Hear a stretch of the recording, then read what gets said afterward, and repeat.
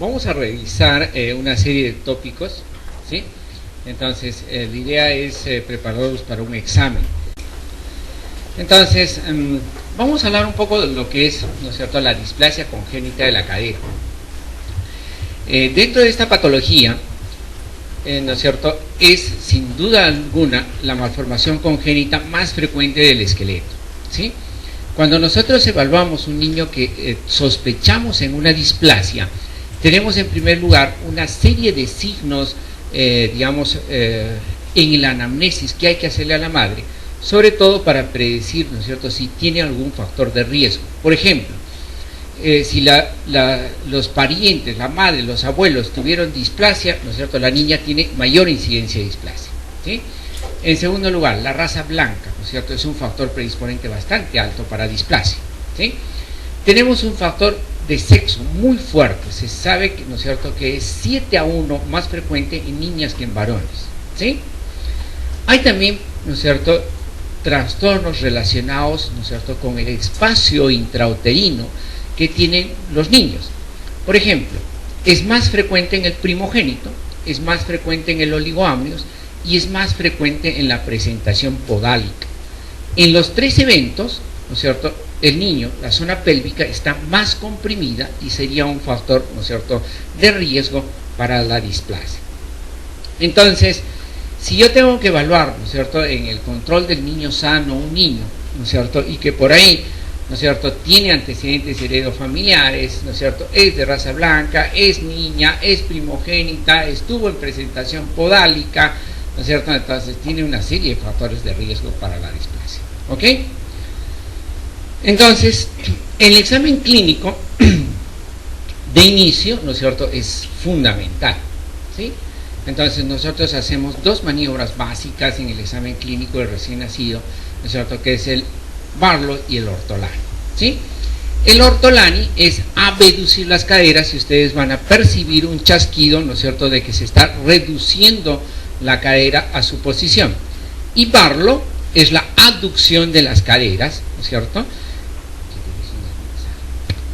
Entonces, y Barlow es la aducción de las caderas. Entonces, y vamos a ver que la cadera se luxa. Entonces, nosotros hablamos primero, ¿no es cierto?, de que la cadera, ¿no es cierto?, al inicio es luxable. ¿Y qué es una cadera luxable? Que cuando yo hago aducción, la cadera se sale de su posición. Yo abduzco y la cadera se reduce a su posición. Entonces, hay una gran inestabilidad posicional, ¿ok? Esos dos signos van a ir desapareciendo con el tiempo hasta que se establece ya la luxación definitiva. Cuando se establece la luxación definitiva, desaparece el ortolani, desaparece el Barlow, pero aparecen, ¿no es cierto?, una serie de signos adicionales. Entonces, por ejemplo, en la pregunta, ¿no es cierto?, ya se está refiriendo, ¿no es cierto?, a una niña, ¿no es cierto?, de 14 meses de edad, ¿sí? Entonces, que cojea al caminar, ¿sí? Entonces, los niños con displasia hacen cojera, ¿por qué? Porque al tener la cadera luxada, entonces no pueden desarrollar el glúteo medio. Entonces hacen, ¿no es cierto?, el signo de Trendelenburg. ¿Qué es Trendelenburg? ¿No es cierto? Yo me paro sobre mi pierna sana y mi pelvis se nivela en 90 grados. Yo me paro en la cadera enferma y la cadera bascula al otro lado por insuficiencia del glúteo medio. Entonces, si tiene un problema de displasia, necesariamente va a ser una claudicación en la marcha, ¿sí? Entonces son niños entonces que cojean al caminar y al dar, ¿no es cierto?, unos pasos cae. Al examen presenta el signo de Galeazzi positivo y la simetría de pliegues. ¿La simetría de pliegues es fundamental? No, ¿no es cierto? Todos los niños tienen asimetría de pliegues. El único pliegue que tiene importancia es el primer pliegue glúteo superior, ¿ok? Si por ahí nosotros vemos solamente la simetría de pliegues y no tenemos ninguna signología adicional, no sirve para nada, ¿ya? O sea, solo la simetría de pliegues sirve cuando tiene otros signos adicionales, ¿ok? En este caso, el otro signo es el Galeazzi. ¿Y qué es el signo de Galeazzi? ¿No es cierto?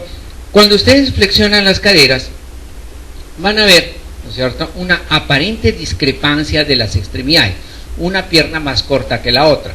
Entonces, ese aparente acortamiento de la extremidad, ¿no es cierto?, cuando nosotros flexionamos ambas, ¿no es cierto?, caderas en 90 grados, entonces vemos la asimetría de posición de las rodillas, se denomina el signo de Alice o Galeazzi, ¿sí? Entonces, ¿por qué se da? Porque la cadera está luxada, entonces al estar luxada, ¿no es cierto?, la cadera va a dejar, ¿no es cierto?, una aparente discrepancia de las extremidades, ¿ok? Entonces, si nosotros vemos, este es el Trendelenburg, dijimos, ¿no es cierto?, nos paramos en la cadera sana y la pelvis se mantiene en posición horizontal, nos paramos en la cadera enferma y la pelvis bascula hacia el, ¿no es cierto?, el otro lado. Entonces eso quiere decir, ¿no es cierto?, que no hay desarrollo, ¿no es cierto?, del glúteo medio, por lo tanto, ¿no es cierto?, hay, ¿no es cierto?, va a generar, ¿no es cierto?, obviamente una claudicación a la marcha, ¿sí? Entonces, las alternativas que da el diagnóstico diferencial, ¿no es cierto?, de la pregunta, nos decía primero la alternativa A, corresponde a un desgarro del cuádriceps. No, ¿no es cierto?, a esa edad nunca vamos a pensar en un desgarro del cuádriceps. ¿Quiénes hacen desgarro del cuádriceps? ¿No es cierto?, las personas que están en entrenamiento físico, ¿no es cierto? Entonces, un desgarro, ¿no es cierto?, se va a caracterizar por un evento agudo, intenso, ¿no es cierto? El paciente describe el momento en que se generó el desgarro, ¿no es cierto? Y obviamente, ¿no es cierto?, dependiendo de la magnitud del desgarro, hay retracción de la musculatura y podemos encontrar incluso en el muslo, ¿no es cierto?, una ausencia parcial del área muscular que se ha desgarrado, ¿sí? Vamos a tener eventualmente el momento del trauma deportivo. Entonces nunca vamos a pensar en un niño de 14 meses que haga un desgarro del cuádriceps, ¿no es cierto? ¿Una fractura de cadera? No, ¿no es cierto? La fractura de cadera, patología, ¿de qué grupo etario es? De los ancianos, ¿no es cierto? Entonces vamos a sospechar en fracturas de cadera si son pacientes, ¿no es cierto?, por encima de los 55, 60 años, ¿no es cierto?, que pueden generar, ¿no es cierto?, una lesión a ese nivel. Una luxación anterior de la cadera, ¿no es cierto?, como tal, si es traumática, porque estamos frente a una luxación ortopédica, ¿sí?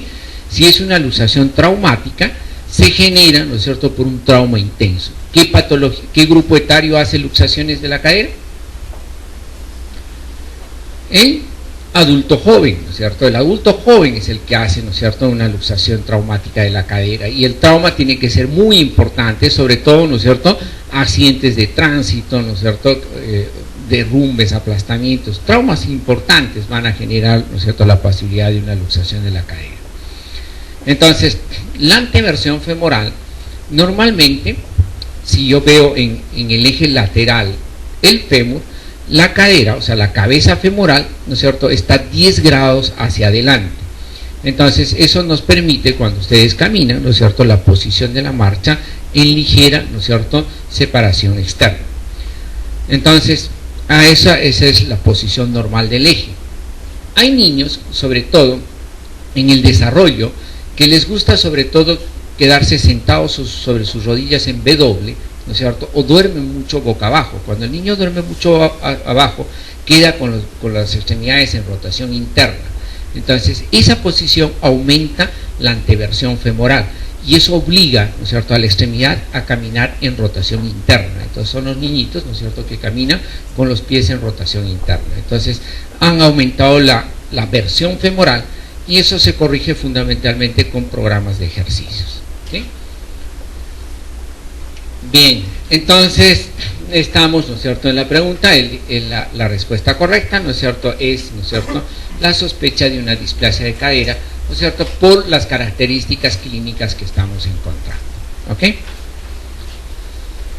Pero nos cuestiona la siguiente pregunta y nos dice, ¿no es cierto?, tenemos un recién nacido de 20 días, este es más interesante, ¿no es cierto?, ¿sí? Entonces, presenta llanto al cambio de los pañales, desnivel en las rodillas flexionadas, limitación a la abducción de las caderas, ¿sí? No vamos a encontrar realmente, o sea, esta pregunta está mal elaborada como tal, ¿sí? ¿Por qué razón? Porque a los 20 días, ¿no es cierto?, los niños son normales, ¿sí? Recién la limitación a la abducción lo vamos a ver por encima de los 3 meses, ¿no es cierto?, de edad.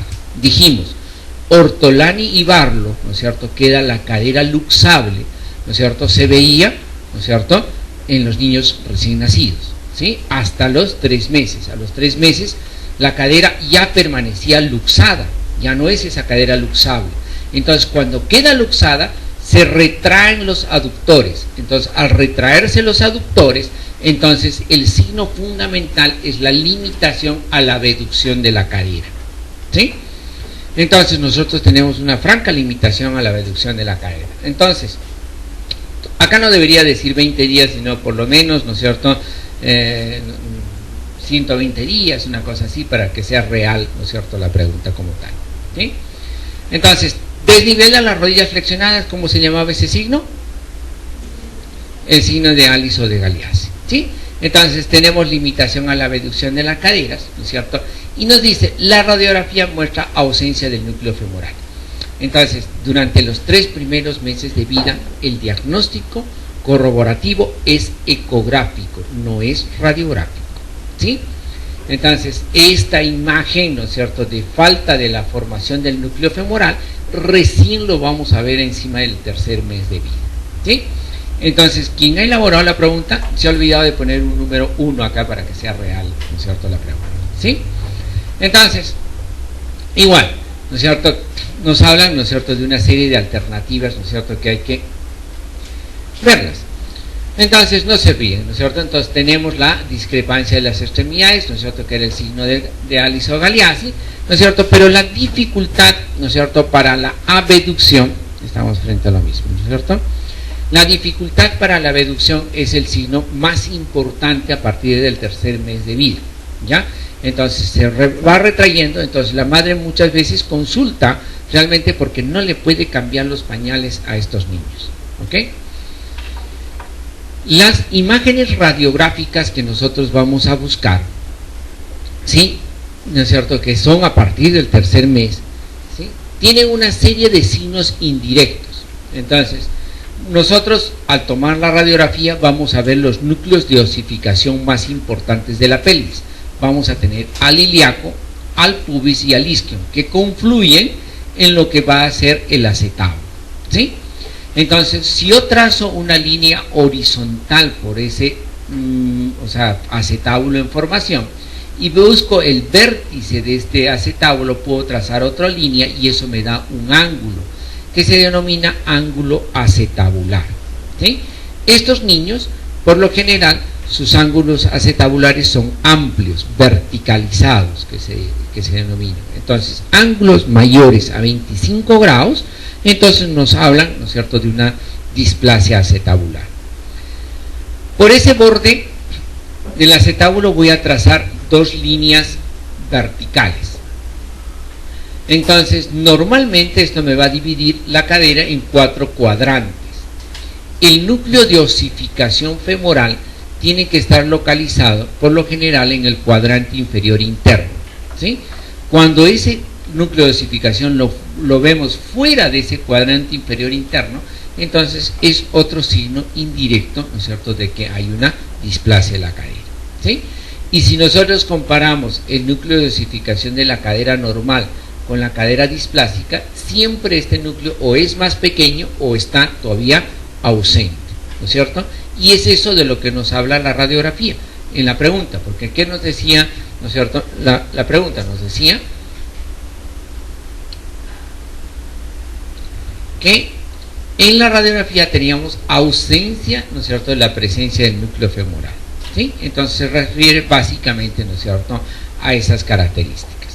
Entonces, vamos a ver el signo de Alice, ¿no es cierto?, Galeazzi, tenemos la dificultad a la abducción y ¿no es cierto?, y una ausencia de formación del núcleo cefálico femoral. Entonces, son, ¿no es cierto?, todos signos, ¿no es cierto?, indirectos, que nuevamente nos está hablando de la misma patología que es la displasia de la cadera. Entonces, ¿va a ser una fractura del tercio superior del fémur?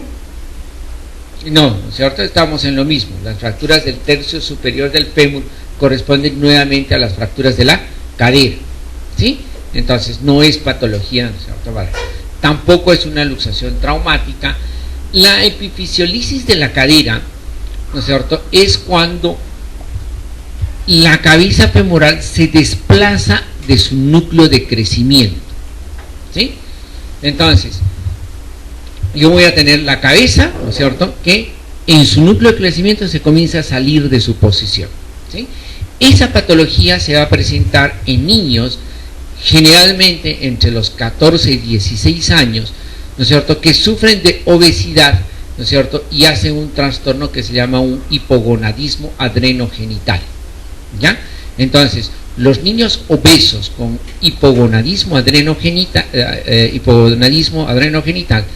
entonces no tienen, ¿no es cierto?, adecuado desarrollo, ¿no es cierto?, de sus caracteres sexuales, y eso tendría un impacto, ¿no es cierto?, en la fusión de la cabeza con el núcleo de crecimiento, y entonces, ¿no es cierto?, favorecería a que se genere, ¿no es cierto?, ese deslizamiento, muchas veces en forma evolutiva, progresivamente, o con un movimiento brusco de rotación, ¿no es cierto?, de la extremidad.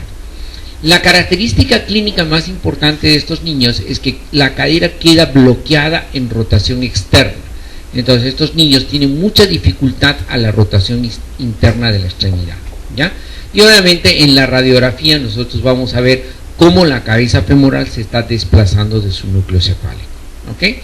Entonces esa es la epifisiolisis femoral. Y la anteversión femoral, entonces ya la comentamos, ¿no?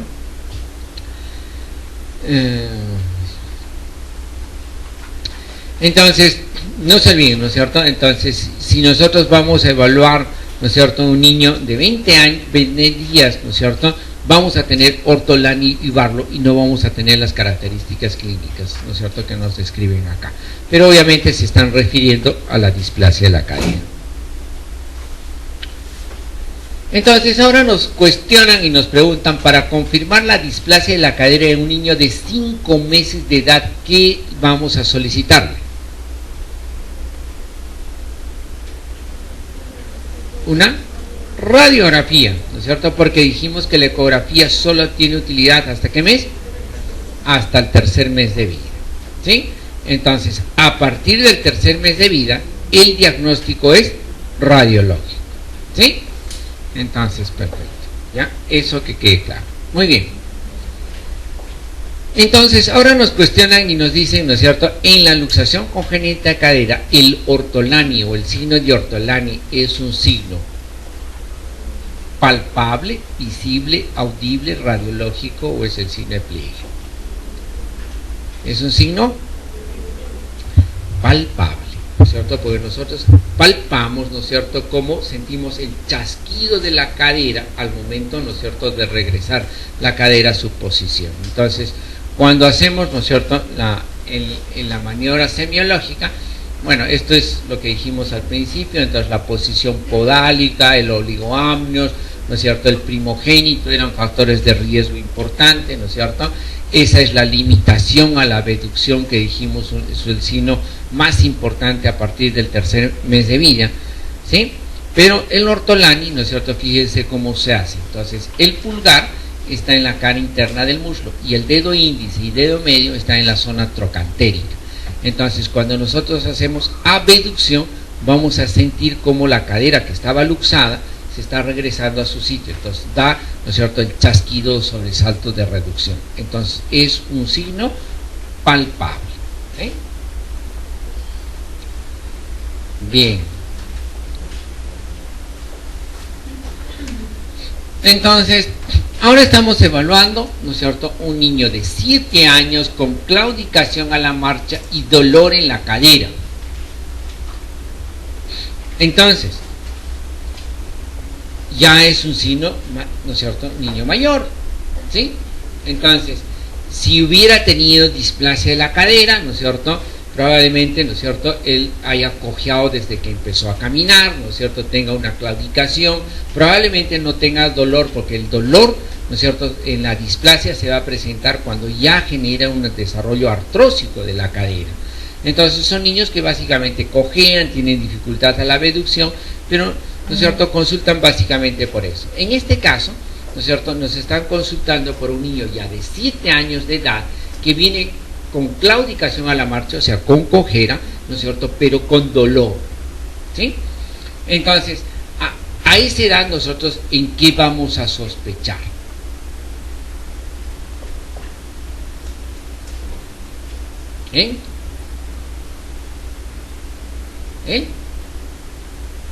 Entonces, todos los nombres raros que ustedes ven acá, ¿no es cierto?, corresponden a lo que se llaman las osteocondritis. Las osteocondritis son patologías que se presentan en los niños en desarrollo, caracterizados por necrosis avasculares, ¿sí? Entonces, por alguna razón, ¿no es cierto?, los segmentos anatómicos entran en necrosis avascular, ¿sí? Entonces, si nosotros hablamos, ¿no es cierto?, de la enfermedad de Sever, ¿no es cierto?, es la osteonecrosis del cóndilo humeral, ¿sí? El Osgood-Schlatter, ¿no es cierto?, es de la tuberosidad anterior de la tibia, ¿sí? El Kohler 1, ¿no es cierto?, es la necrosis avascular del escafoides. Kohler 2 es de la cabeza del segundo metatarsiano. El Leckalve-Perthes, ¿no es cierto?, acá está más escrito.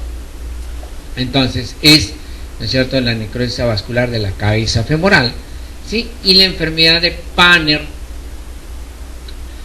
es así. Acá está. Fíjense, cóndilo humeral es la enfermedad de Panner, ¿no? Y el primero, ¿cuál era? Sever, ¿no? Sever es el calcáneo, es la necrosis avascular del calcáneo. Yo estaba, ¿no es cierto?, confundiéndome. Fíjense, acá están todas las osteocondritis, ¿sí? Entonces, cóndilo humeral, la enfermedad de Panner, ¿no es cierto?, escafoides carpiano, ¿no es cierto?, Preiser, el semilunar es la enfermedad de Kimball, ¿no es cierto?, Leckalve-Perthes, la rótula es el polo inferior de la rótula es la enfermedad de Zingy, Larsen-Johansson, la tibia proximal, o sea, la tuberosidad anterior de la tibia es la epífisis tibial interna es la enfermedad de Blau, y la tuberosidad anterior de la tibia es de los Osgood-Schlatter. La enfermedad de Sever es la del calcáneo, y la cabeza del segundo metatarsiano es la enfermedad de Freire o la Kohler 2, ¿sí? Entonces ahí tienen, ¿no es cierto?, el nombre completo, ¿no es cierto?, de las osteocondritis. La característica, ¿no es cierto?, de estas osteocondritis es que dijimos que son necrosis avasculares, ¿no es cierto? Entonces se genera un proceso de necrosis avascular que daña, ¿no es cierto?, el plano óseo, pero tiene una historia natural, ¿no es cierto? O sea, se produce la ausencia vascular, entra en fragmentación los huesitos, pero luego, ¿no es cierto?, se van a reosificar, ¿sí?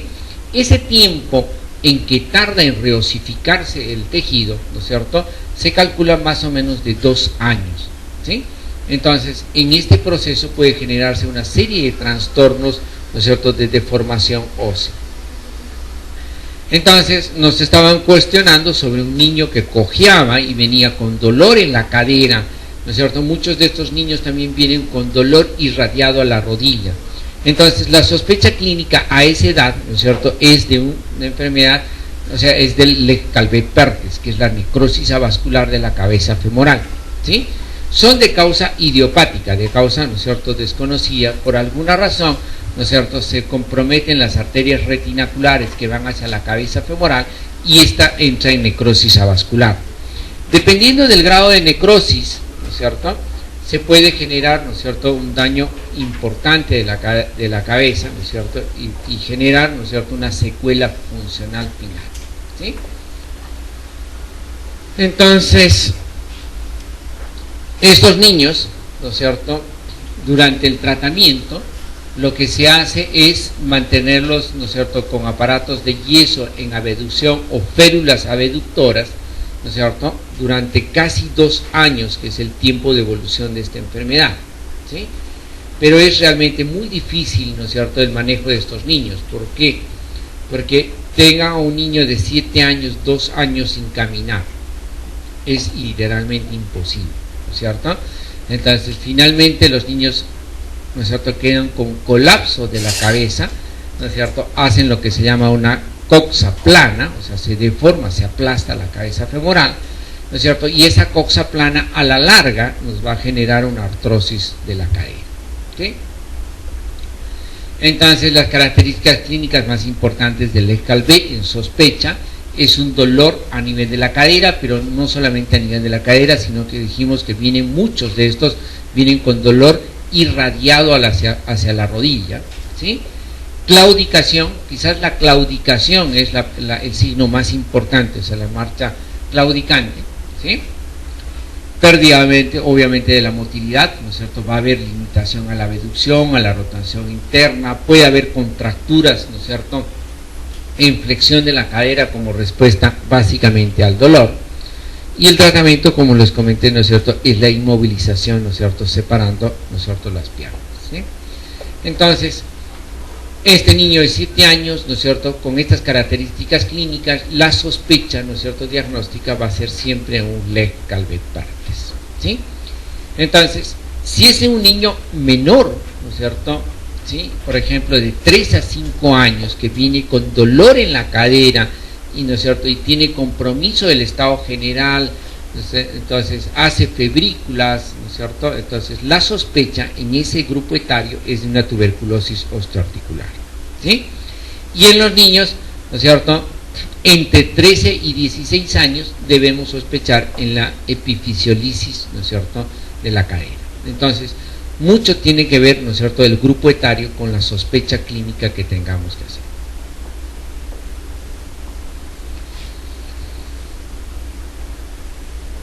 Bueno,